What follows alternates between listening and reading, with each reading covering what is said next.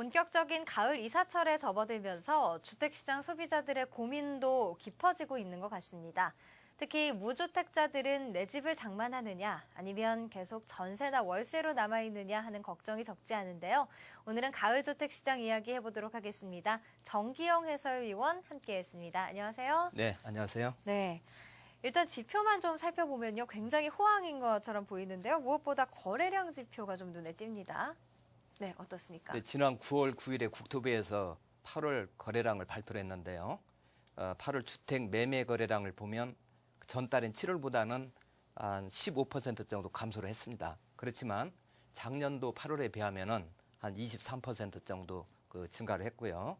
1월에서 8월까지 누계치를 보면은 작년에 비해서 30.1% 정도가 증가한 것으로, 그래서 많은 거래량이 있다는 걸 알 수가 있습니다. 네.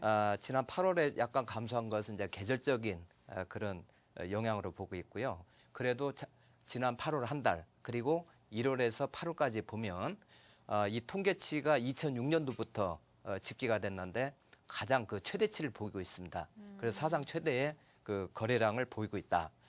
지역별로 보면 수도권이 전년 동기 대비해서 한 47% 정도가 증가했고요. 지방은 16.1%. 그래서 수도권이 상당히 거래폭이 컸다. 이렇게 볼 수가 있습니다.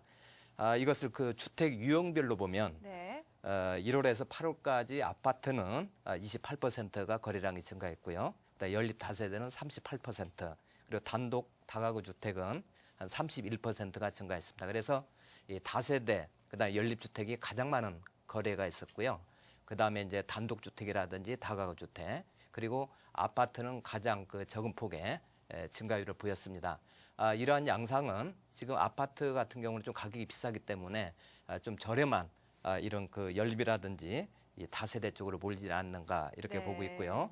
이 매매 거래량은 급증했지만 이 전월세 거래량은 상당히 또 작은 폭으로 증가하는 데 그쳤습니다. 1.6%가 작년보다 더 증가한 것으로 나타나고 있는데 이것은 전세 물량이 이제 많이 줄어서 전세 거래가 크게 줄었지 않는가 이렇게 보고 있습니다. 네. 앞서서 거래량을 지역별로도 좀 짚어주셨는데 지표를 보면 지방보다는 수도권이 또 수도권 중에서는 서울이 증가세가 좀 거래량이 증가세가 눈에 띕니다.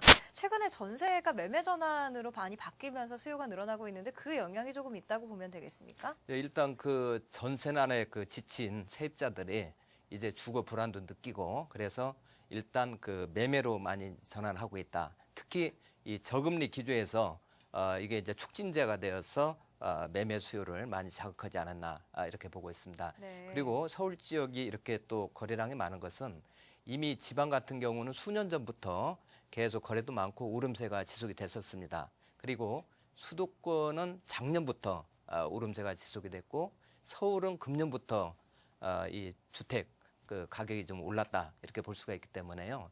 사실상 이런 가격 상승세에 편승해서 이 수도권이 이 거래량이 많이 늘고 있다 이렇게 볼 수가 있겠습니다. 네, 이 서울 안에서 강남 3구와 이제 비강남 3구를 비교를 해보면 비강남권이 거래량 증가율이 조금 더 높았는데 이건 왜 그런 건가요? 네, 물론 강남 3구도 거래량이 많이 늘었습니다. 네. 예를 들면 서초구가 52.7%가 늘었고요.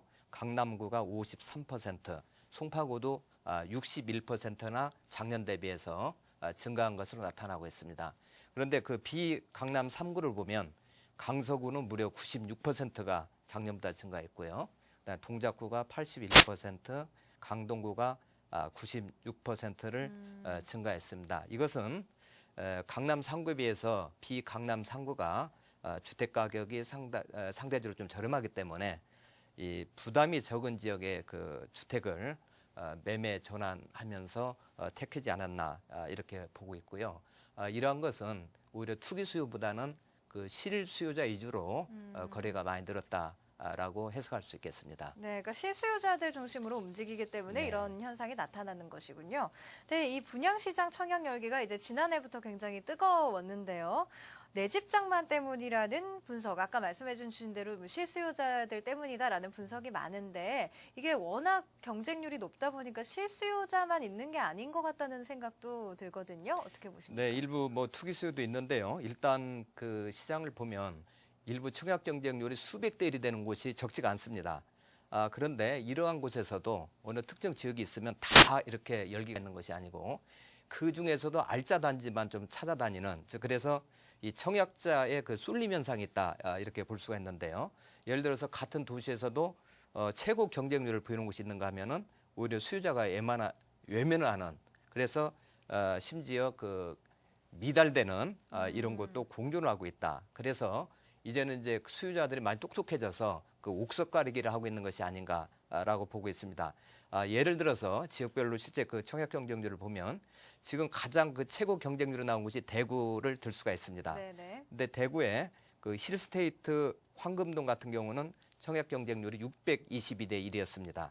그런데 대구 검사동 동촌 미소타운은 고작 2.1대 1에 그쳤고요. 이 편한 세상 대구 금호도 3.9대 1로 마감을 했습니다. 또 부산 같은 경우도 금년에 상위 그 청약 경쟁률 20위 중에 한 8군데가 부산에서 나왔는데요.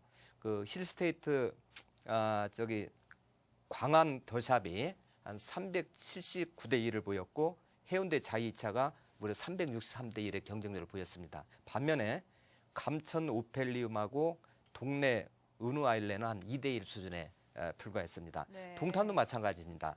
동탄이 지금 수도권에서 가장 그 뜨거운 지역인데요.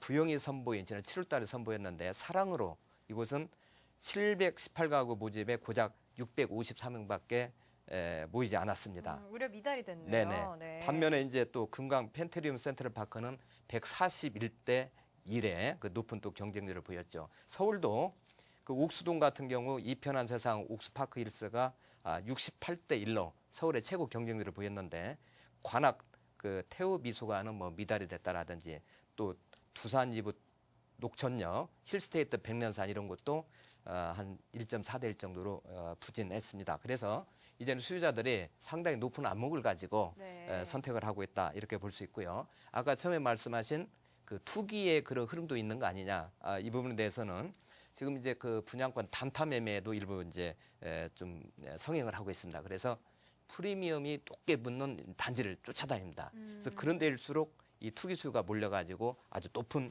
경쟁률을 보이는 것이죠.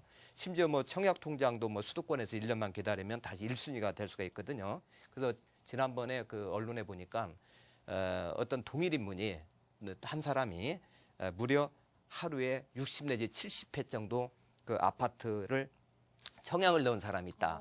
그런 내용도 밝혀지고 있습니다. 이러한 청약꾼들은 대개 통장이 필요한 1, 2순위가 아니라 통장이 필요 없는 그 3순위에 몰리고 있습니다. 이러다 보니까 그 경쟁 자체는 수십 대 1의 높은 경쟁률을 보였다가 막상 분양률은 또 미달되는 사례도 있습니다. 동탄의 어떤 아파트는 한 58대 1의 그 경쟁률을 보였는데 실제 분양률은 68.5%에 그쳤습니다.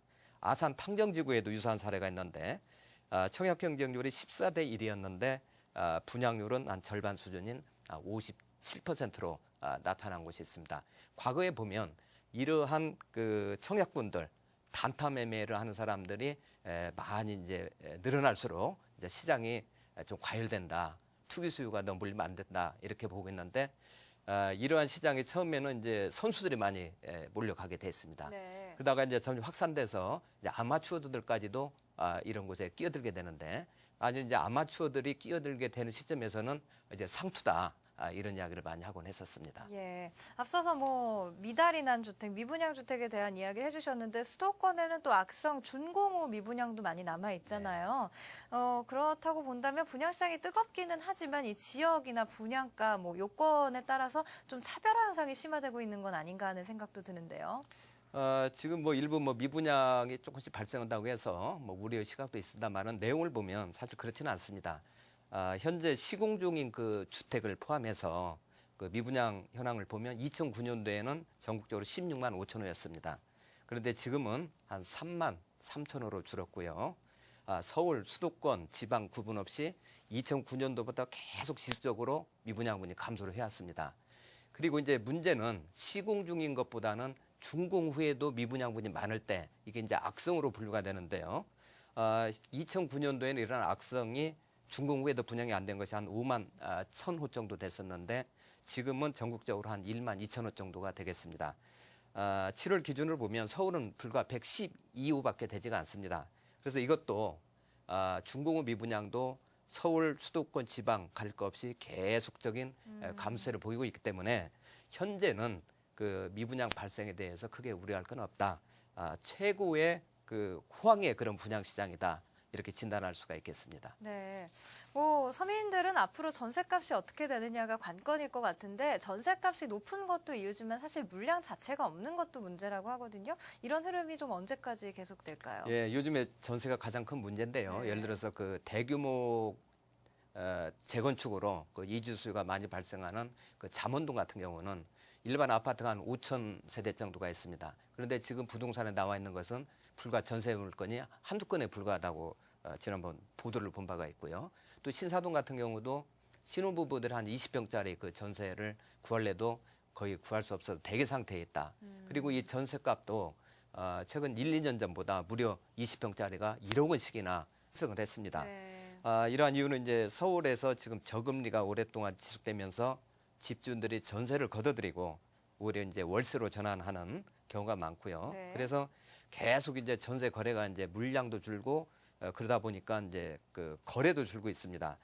금년에 보면은 4월까지는 월별 한 1만 2천 건 정도로 그 서울 같은 경우 작년도 비슷한 수준을 유지했는데 지금 7월에는 작년보다 한 21%가 감소했고 8월에도 한 20%가 감소를 했습니다. 그래서 이 전세 거래량은 지금 7, 8월 달은 통계 집계가 시작된 2011년 이후에 가장 낮은 수치다. 이렇게 볼 수가 있고요. 네. 당분간 재건축이 이루어지면서 이러한 추세는 계속될 것으로 보고 있습니다. 그러다 보니까 지금 시중에서는 전세값은 부르는 게 값이다. 이런 이야기도 있습니다. 신사동 신도가 31평이 작년보다 한 1억 원 정도 올랐고요. 그다음에 서울 같은 경우 전세 가격이 금년 한 6.4% 정도가 이미 올랐습니다. 그러다 보니까 어떤 경우는 그 전세가가 오히려 매매가보다 더 높은 이러한 기이한 현상까지 벌어지고 있는데요. 그 종암동의 삼성 레미안 아파트 59제곱미터형은 3억 5천만 원의 전세가 거래되고 있는데요. 매매가는 오히려 이보다 4천만 원 더 싸게 거래가 되고 있습니다. 이러한 곳들이 뭐 기름 누탄에도 있고 몇 군데 발생하고 있습니다. 그래서 앞으로도 이러한 전세 물량이 많이 공급될 수 있는 특별한 그런 요인이 없기 때문에 일단 내년까지는 상당히 그 전세난이 심각할 것이다. 그리고 그런 여파가 2, 3년 동안 지속될 것이다. 이렇게 보고 있습니다. 그럼 한동안 그런 추세가 지속된다면 지금 내 집 장만을 하는 게 낫습니까? 일단 그 전세 문제가 크고요. 그러다 보니까 이참에 아예 내 집을 장만하자 하는 그 매매 수요도 상당히 늘어나고 있습니다. 그렇죠. 그래서 아까 뭐 말씀드린 매매 거래량도 작년보다 한 30% 정도 늘어났고요. 그래서 지금 그런 거래량이 커지면서 계속적으로 매매 가격 상승폭도 어느 정도 커지고 있습니다. 그래서 일단은 실수요자라면 내 집을 장만하는 것이 저금리 대출을 받아서 하더라도 오히려 좀 유리할 것이다 이렇게 보고 있습니다. 예. 근데 집을 샀는데 또 집값이 떨어지는 것도 걱정인 것 같아요. 네. 또 과거에 그런 일이 있었기 때문에 걱정을 많이 하는 것 같은데 어떻게 보십니까? 원래 이제 주택 가격은 이제 수요와 공급에 의해서 시장에서 이제 그 가격이 형성이 되게 돼 있는데요. 정부에서는 이 가격이 너무 떨어지고 경기가 침체되면 일단 부양책을 내놓게 돼 있습니다. 그리고 또 너무 과열돼도 또 거기에 따라서 그 규제책을 내놓고 계속 그 여러 가지 그 대책을 내놓기 때문에 지금 여러 가지 상황으로 볼 때는 큰 폭으로 하락하지는 않을 것 같다. 그래서 상승을 해도 좀 완만한 상승 그리고 하락을 해도 또 완만한 하락이 지속되지 않겠는가 이렇게 보고 있습니다. 그래서 제 입장에는 그 실수요자라면 일단 저금리를 끼고라도 하나 집을 장만하는 것이 오히려 낫겠다 이렇게 생각하고 있습니다. 네, 고맙습니다. 오늘 가을 주택 시장에 대해서 정기영 해설위원과 함께 이야기 나눠봤습니다. 고맙습니다.